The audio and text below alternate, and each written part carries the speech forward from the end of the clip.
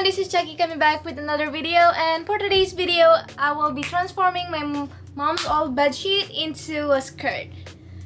I will be also making a top, but I'll do that in another video, so you guys should check that out. I'll upload it maybe like sometime this week. For those new to my channel, I do thrift lifts and DIYs at least once or twice a week, so please check out my channel and subscribe if you like any of those videos. Thank you!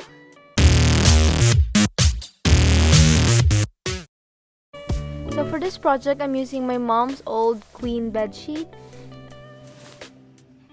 So first I separated both of the fabrics.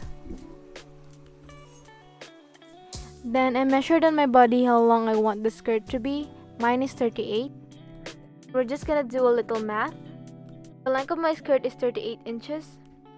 So we'll be needing a waistband, the first layer, and the second layer. So all of this put together should equal to 38 inches. The length of the skirt will depend on your height and desired length, so you will need to measure it on your desired size. I'm 5'4". For the width, I want my waistband to be 2.5, my first layer to be 23.5, and my second layer to be 12 inches. So for my first layer, I needed 24.5 inches by 61 inches including the seam. So for the second layer, I needed 2 pieces of 13 inches by 122 inches including the seam allowance. I measured and cut my first layer of fabric to the plain fabric that I have. I serged the sides so I have a cleaner, more finished edges.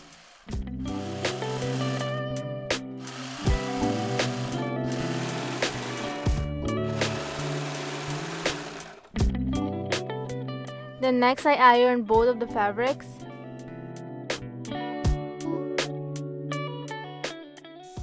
I folded my fabric in half and marked the middle.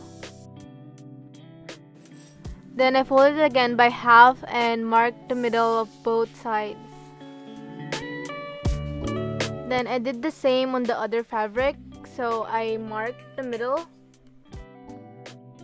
Then folded again by half and then marked the middle of both sides. So these markings will serve as guidelines so we can easily and evenly distribute the second layer.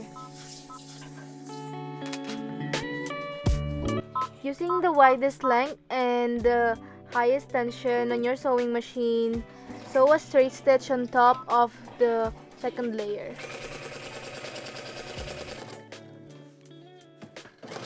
Those settings will allow your fabric to gather even without a gathering foot.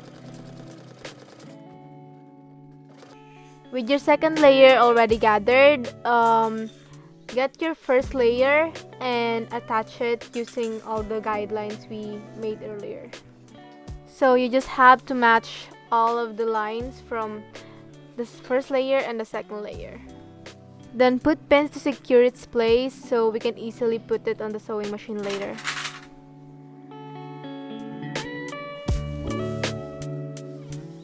Then just evenly distribute all the gathers. Then I just added more pins for more stability. And we're just gonna bring it to our sewing machine, and don't forget to bring back the normal length and normal tension. Then just sew a straight stitch to attach both of the fabric.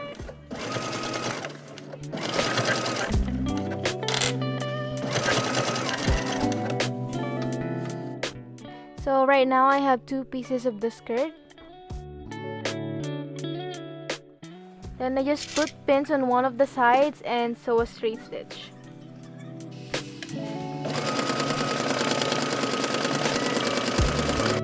This will be a wrap skirt with a slit on the side, so on both sides I folded it by half an inch and sew a straight stitch.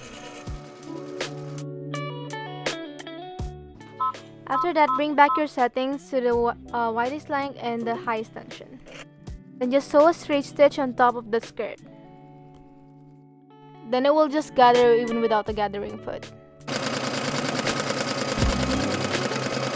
For the waistband, we'll do another math. So we need the seam allowance, your waist size, 1 inch overlap, and a seam allowance. For my waistband width, I wanted 2.5 and I want to make a bias tape out of it, so I'm gonna multiply it by 4, so that's 10 inches. So mine is 10 inch by 29 inches. So I folded both sides by 1 inch. Then I folded both sides by 2.5 inch and then sandwich it.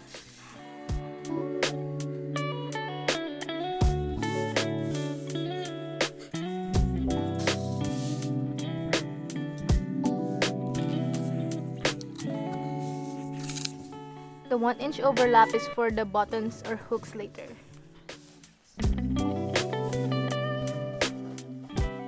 Then just sandwich the skirt into the waistband by putting pins on it.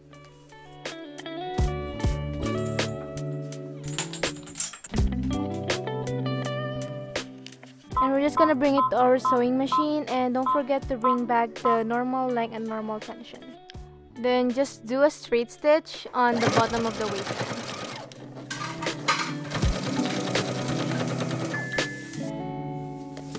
Like this, and just use a thread snipper to just snip off the necessary threads. And I'm also gonna do a top stitch on the top of the waistband. Just attach it with skirt hooks like this, and I'm gonna use buttons, so I'm just gonna pick which buttonhole I want. Then using the buttonhole foot, I'm gonna insert my buttons on the end of the buttonhole foot. This will allow your machine to know the size of your buttonhole. On your sewing machine, you should have this plastic, and then just pull that downward so your machine knows that you're doing a buttonhole. I usually do a test first with a buttonhole so I know that I'm doing it right. Then I just brought the edge of my waistband and made 2 buttonholes. Then next, just use any cutting material to seam rip the fabric inside the buttonhole. And on the other side of the waistband, I hand stitch the 2 buttons.